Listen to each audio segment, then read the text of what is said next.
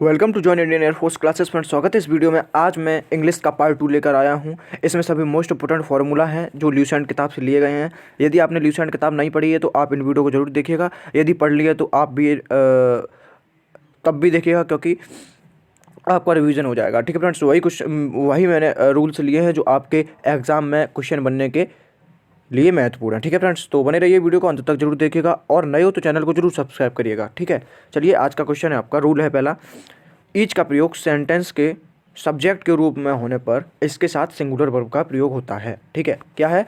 अगर ईच का प्रयोग सेंटेंस के सब्जेक्ट के रूप में होने पर इसके साथ सिंगुलर वर्ब का प्रयोग होता है। ठीक है, अब ईच का मतलब क्या होता है? ईच एक सिंगुलर नाउन है। ठीक है, सिंगुलर वर्ब, सिंगुलर नाउन है। ठीक है, तो इसके साथ में सिंगुलर वर्ब का प्रयोग किया जाता है। देखो आप यहाँ पे ईच लिखा है। ठीक है, यहाँ पे सिंगुलर वर्ब का इन्होंने प्रयोग किया, सेंटेंस सही है। ठीक है, यहाँ पे इन्होंने प्लूरल वर्ब का प्रयोग किया, सेंटेंस गलत है। तो आई होप आपको समझ में आ गया होगा। ठीक है, और नेक्स्ट दिया गया है आपका, प्लूरल नाउन और प्लूरल प्रोनाउन के बाद यदि ईच का प्रयोग हो तो इसे प्लूरल माना जाता है तथा इसके साथ प्लूरल वर्ब का प्रयोग होता है। ठीक है, क्या है? यदि ईच के बाद प्लूरल नाउन और प्लूरल प्रोनाउन के बाद अगर ईच का प्रयोग होता है तो इसे प्लूरल माना जाता है तथा इसके साथ प्लूरल वर्ब का प्रयोग होता है। चलिए नेक्स्ट कैसे देखते हैं कि कैसे होता है। देखो आप, इसमें लिखा है बी प्लूरल सब्जेक्ट है। ठीक है, और ईच इसके बाद में आ रहा है, तो इसके बाद में भी हम लोग प्लूरल वर्ब का प्रयोग करेंगे। ठीक है, इसमें क्या रूल में दिया गया था कि अगर ईच के पहले कोई प्लूरल सब्जेक्ट आए, प्लूरल सब्जेक्ट या प्लूरल नाउन आए या प्रोनाउन आए, तो हम ईच के बाद प्लूरल वर्ब का प्रयोग करते हैं। ठीक है, याद रख लीजिए कि ईच के बाद प्लूरल वर्ब का प्रयोग करते हैं। चलिए, आई होप आपको समझ में आ गया होगा। नेक्स्ट रूल है आपका, each of, either of, neither of plus के प्लूरल नाउन या प्लूरल प्रोनाउन का प्रयोग सेंटेंस के सब्जेक्ट के रूप में हो तो इसके साथ में सिंगुलर वर्ब का प्रयोग होता है। ठीक है, क्या होता है? सिंगुलर वर्ब का प्रयोग होता है। एक बार फिर से रूल समझ लीजिए, ईच ऑफ हो, ईच नहीं, सिर्फ ईच ऑफ हो, ईच आइदर ऑफ हो, नाइदर ऑफ हो और प्लस के प्लूरल नाउन या प्लूरल प्रोनाउन का सेंटेंस के सब्जेक्ट के रूप में हो तो इसके साथ सिंगुलर वर्ब का प्रयोग होता है। ठीक है, चलिए इसका एग्जाम्पल देख लेते हैं आपका। देखिए इसका एग्जाम्पल है आपका, each of these our pens is red. ठीक है, हमने अभी क्या रूल बताया था? Each of, either of, neither of के बाद यदि प्लूरल नाउन या प्रोनाउन आ जाए। ठीक है, ये क्या है? प्लूरल नाउन है। ठीक है, ये प्लूरल प्रोनाउन या नाउन आ जाए तो उसके बाद में हम लोग सिंगुलर वर्ब का प्रयोग करते हैं। ठीक है, तो ये सिंगुलर वर्ब का प्रयोग है। अब लेकिन मैटर कहाँ फंसता है कि यहाँ ईच ऑफ है या नहीं। तो अगर यहाँ पे ईच होता तो यहाँ पे हम लोग प्लूरल वर्ब का प्रयोग करते। ठीक है, ईच होता तो हम लोग प्लूरल वर्ब का प्रयोग करते। ठीक है, तो ईच ऑफ है यहाँ पे और इसके बाद में हमारा प्लूरल प्रोनाउन आ रहा है। ठीक है, या प्लूरल नाउन आ रहा है जैसे, तो हम इसके साथ में हम लोग सिंगुलर वर्ब का प्रयोग करते हैं। ठीक है, आई होप आपको समझ में आ गया होगा। अब देखिए नीचे वाला क्वेश्चन जो है ना, गलत किया है।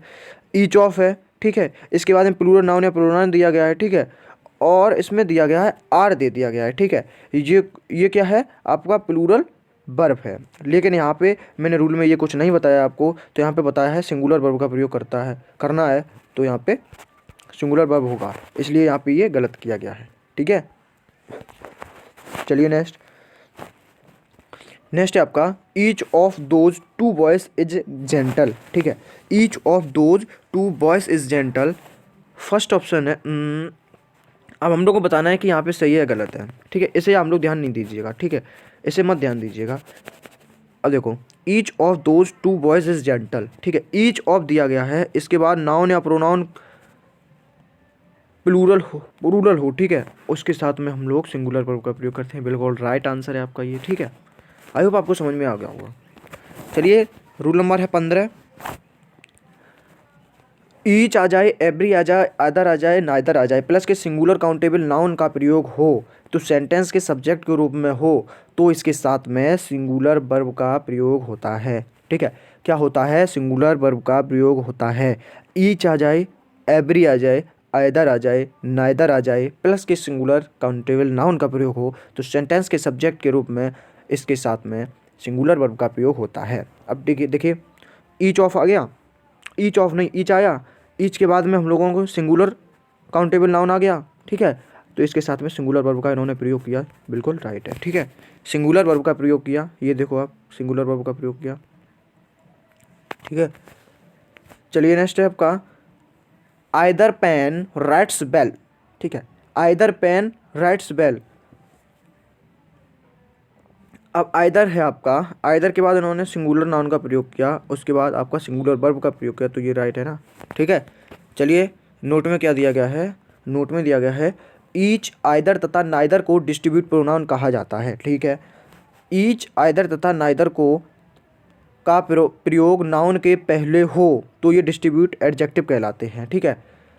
नंबर 3 है आपका ईच का प्रयोग प्रत्येक के अर्थ में दो या दो से अधिक व्यक्तियों या वस्तुओं के लिए होता है, ठीक है। आइदर का प्रयोग दो में से कोई एक के अर्थ में होता है, दो व्यक्तियों या वस्तुओं के लिए, ठीक है।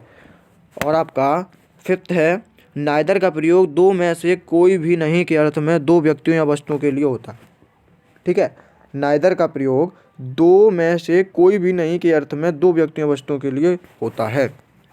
चलिए नेक्स्ट है आपका एवरी का प्रयोग प्रत्येक के अर्थ में दो से अधिक व्यक्तियों या वस्तुओं के लिए होता है।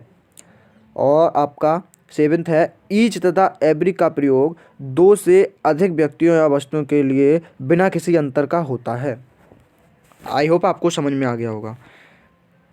चलिए आज का नेक्स्ट रूल है आपका रूल नंबर 17, यदि तीनों पर्सन के प्रोनाउन एंड से जुड़कर सेंटेंस के सब्जेक्ट के रूप में प्रयुक्त होते हैं और गुड सेंस हो तो प्रोनाउन के 231 सीक्वेंस को फॉलो किया जाता है, ठीक है, तथा इसके साथ में प्लूरल वर्ब का प्रयोग किया जाता है।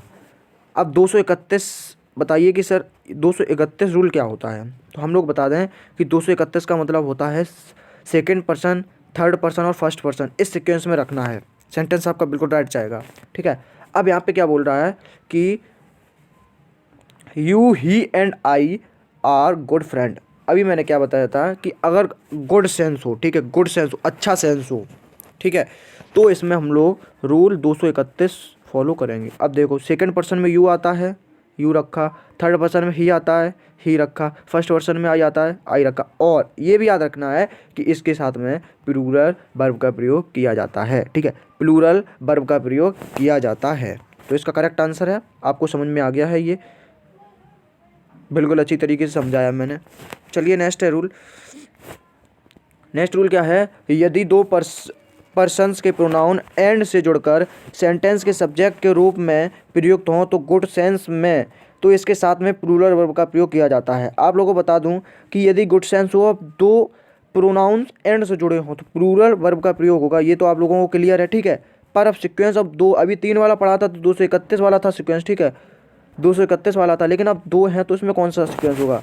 अगर इसमें ये रूल होगा, सबसे पहले आएगा 2, 23, 21 और 31, इसे आप ट्रिक याद कर लीजिए। अगर आपका सेकंड पर्सन हो, थर्ड पर्सन हो तो सेकंड पर्सन पहले आएगा, थर्ड पर्सन बाद में आएगा। यदि सेकंड पर्सन हो और फर्स्ट पर्सन हो तो सेकंड पर्सन पहले आएगा, फर्स्ट पर्सन बाद में आएगा। अगर थर्ड पर्सन और फर्स्ट पर्सन हो तो फर्स्ट पर्सन पहले, थर्ड पर्सन पहले आएगा, फर्स्ट पर्सन बाद में आएगा, ठीक है। आप इसे याद कर लीजिए, बस हो गया आपका पूरा सेंटेंस, कुछ नहीं बचा उसमें। अब इसमें क्या देगा, यू क्या है सेकंड पर्सन है, ही क्या है थर्ड पर्सन है, वही है 23 वाला रूल फॉलो कर दिया और प्लूरल वर्ब का प्रयोग कर दिया। क्या था इस रूल में, कुछ नहीं था ना, तो इसका आपको समझ में आ गया होगा। चलिए नेक्स्ट है,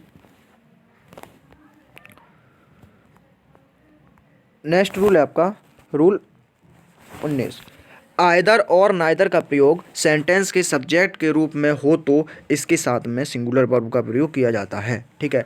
आइदर और नाइदर का प्रयोग सेंटेंस के सब्जेक्ट के रूप में हो तो इसके साथ में सिंगुलर वर्ब का प्रयोग होता है, ठीक है। अब देखिए कैसे, अब यहाँ पे देयर आर 2 रूम्स हियर, ठीक है, यहाँ पर 2 रूम्स हैं। आइदर, अब आइदर का प्रयोग यहाँ पर सिंगुलर सब्जेक्ट के रूप में हो रहा है, तो इसके साथ में अभी क्या बताया है, तो इसके साथ में हम लोगों का सिंगुलर वर्ब का प्रयोग होगा। तो यहाँ पे सिंगुलर वर्ब यूज है, तो आ गया समझ में आपको। ठीक है, सिंगुलर वर्ब का प्रयोग होगा। आइदर और नाइदर का प्रयोग सेंटेंस के सब्जेक्ट के रूप में होता है तो इसके साथ में सिंगुलर वर्ब का प्रयोग होता है। चलिए नेक्स्ट है आपका many, a good many, a great many का प्रयोग बहुत के अर्थ में अनिश्चित संख्या का बोध कराने के लिए होता है। इसका प्रयोग सेंटेंस के सब्जेक्ट के रूप में होने पर इसके साथ में प्लूरल वर्ब का प्रयोग होता है। ठीक है, क्या होता है? प्लूरल वर्ब का प्रयोग होता है। मैनी, आ गुड मैनी, आ ग्रेट मैनी का प्रयोग बहुत के अर्थ में अनिश्चित संख्या का बोध कराने के लिए होता है। इसका प्रयोग सेंटेंस के सब्जेक्ट के रूप में होने पर इसके साथ में प्लूरल वर्ब का प्रयोग होता है। अब देख लीजिए कैसे होता है। मैनी दिखाया है, ठीक है, मैनी अनिश्चित संख्या है, ठीक है, कोई उसकी वो नहीं है कि कितना काउंटेशन है उसका, ठीक है। तो अब इसके साथ में प्लूरल वर्ब का प्रयोग किया है, ठीक है। अब उसने क्या कहा है कि many are absent from the class. उसने एक संख्या का बोध नहीं कराया है कि कितने बच्चे क्लास में कितने बच्चे एब्सेंट हैं, पर उसने मैनी कह दिया। मैनी का मतलब कुछ कह दिया, तो अनिश्चित संख्या हो गई ना, तो इसके साथ में प्लूरल वर्ब का प्रयोग किया है इन्होंने, प्लूरल वर्ब का प्रयोग किया है, तो ये सेंटेंस बिल्कुल सही है, ठीक है। चलिए नेक्स्ट है आपका there are 2000 boys in S T. Xavier school and a good many are very laborious. ठीक है, क्या है? There are 2000 boys in Saint Xavier and school and a good many are very laborious. ठीक है, अब आप लोगों को इसमें बताना है। अभी मैंने क्या बताया था? A many, good many, many, अगर ये आ जाए तो प्लूरल सब्जेक्ट बन गया, ठीक है, इसके साथ में प्लूरल वर्ब लग गई, तो ये सेंटेंस बिल्कुल सही है, ठीक है। चलिए नेक्स्ट रूल है आपका। नेक्स्ट रूल क्या कह रहा है? Many, a great many, a good many plus के प्लूरल नाउन तथा many of, a great many of, a good many of plus के प्लूरल नाउन या प्लूरल प्रोनाउन का प्रयोग सेंटेंस के सब्जेक्ट के रूप में हो तो इसके साथ में प्लूरल वर्ब का प्रयोग होता है। ठीक है, अब कैसे? अब मैनी के बाद में इन्होंने प्लूरल नाउन का प्रयोग कर दिया, ठीक है, प्लूरल नाउन का प्रयोग कर दिया। स्टूडेंट, क्या स्टूडेंट अगर होता तो एक होता, ठीक है, तो ये सिंगुलर सब्जेक्ट हो जाता। अगर यहाँ पे स्टूडेंट्स हैं तो यहाँ पे प्लूरल नाउन हो गया, ठीक है, और इसके साथ में प्लूरल वर्ब का प्रयोग हुआ है, तो ये करेक्ट है। आई होप आपको समझ में आ गया होगा, ठीक है। चलिए नेक्स्ट है आपका रूल नंबर 22। मैनी या और मैनी एन के बाद में सिंगुलर काउंटेबल नाउन का प्रयोग सेंटेंस के सब्जेक्ट के रूप में हो तो इसके साथ में सिंगुलर वर्ब का प्रयोग होता है, ना कि प्लूरल वर्ब का, ठीक है। मैनी या many an singular countable noun का प्रयोग सेंटेंस के सब्जेक्ट के रूप में हो तो इसके साथ में सिंगुलर वर्ब का प्रयोग होता है, ना कि प्लूरल वर्ब का, ठीक है। देखो समझिए, आपको क्वेश्चन मैनी दिया गया है, मैनी आ दिया गया है, ठीक है, इसके साथ में सिंगुलर काउंटेबल नाउन भी है, तो इसके साथ में सिंगुलर वर्ब का प्रयोग होता है, ठीक है, सिंगुलर वर्ब का प्रयोग होता है। तो इसका करेक्ट आंसर क्या है? Many a boys goes to college in time, ठीक है। अब नेक्स्ट क्वेश्चन देख लेते हैं आपका। Many an orange was rotten, ठीक है, मैनी एन दिया गया है, ठीक है, मैनी एन, उसके साथ में दिया गया है सिंगुलर काउंटेबल नाउन और वाज दिया गया है, ठीक है, वाज दिया गया है। रोटन बिल्कुल सही है आपका। नेक्स्ट क्वेश्चन है आपका रूल नंबर 23। इंडेफिनिट प्रोनाउन जैसे everybody, somebody, nobody, anybody, everyone, someone, known, anyone का प्रयोग अनिश्चित व्यक्तियों के लिए होता है, इन्हें सिंगुलर माना जाता है तथा इसके लिए singular pronoun he, him, his, himself का प्रयोग होता है, ना कि they, them, their, themselves, one, ones, oneself का प्रयोग होता है, ठीक है। अब नोट में इसमें दिया गया है कि एवरीबडी, एनीवन का प्रयोग, एवरीबडी और एनीवन का प्रयोग सेंटेंस के सब्जेक्ट के रूप में होने पर इसके साथ प्लूरल वर्ब का प्रयोग होता है, सिंगुलर वर्ब का प्रयोग होता है, ठीक है। एवरीबडी या एनीवन का प्रयोग सेंटेंस के सब्जेक्ट के रूप में होने पर इनके साथ में, ठीक है, इनके साथ में सिंगुलर वर्ब का प्रयोग होता है। अब देखिए कैसे। एवरीवन दिया गया है तो इसे हम लोग सिंगुलर सब्जेक्ट मानेंगे, ठीक है, और यहाँ पे सिंगुलर वर्ब का इन्होंने प्रयोग किया है। तो मैंने अभी रूल में क्या पढ़ा है? Everyone, everybody, somebody, nobody, everyone, no one, someone के साथ में सिंगुलर वर्ब का प्रयोग किया जाता है, ठीक है। तो ये आ गया समझ में आपको। चलिए नेक्स्ट है आपका, नेक्स्ट क्वेश्चन है जबकि क्वेश्चन टैग के सेंटेंस में एवरीबडी, एनीवन के लिए दे का प्रयोग होता है, ना कि ही का। जैसे everyone can't help you, can they, ठीक है। अगर संबंध, देखो क्वेश्चन टैग में जब होगा आपका समबडी, नोबडी, एनीबडी कुछ भी हो, तो उसके साथ में हम लोग जब क्वेश्चन टैग वाला करेंगे तो उसमें दे का प्रयोग करना पड़ेगा। ठीक है, दे का प्रयोग करना पड़ेगा। तो यहाँ पर दे का प्रयोग किया है। ठीक है, एवरीवन लगा है, दे का प्रयोग कर दिया है, बिल्कुल सही है। ठीक है फ्रेंड्स, आई होप आपको ये वीडियो पसंद आई होगी। यदि आपने फर्स्ट वीडियो नहीं देखी तो मेरे चैनल पे जाइए और फर्स्ट वीडियो भी जरूर देखिए जाकर। और मैं उसमें सभी मोस्ट क्वेश्चन कराता हूँ, जीएस के भी और ट्रिक के भी जीएस है। पिछली वीडियो भी आप देखिए जाके, आपका बहुत ही बेनिफिट मिलने वाला है। तो फ्रेंड्स आज के लिए वीडियो इतना ही रखते हैं। जय हिंद। कल एक नया वीडियो के साथ आपके साथ प्रस्तुत होंगे। ठीक फ्रेंड्स, जय हिंद, जय भारत।